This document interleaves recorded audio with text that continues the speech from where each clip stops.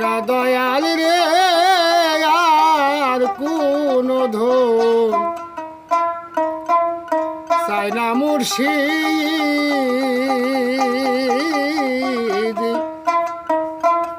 যাইতে তোমার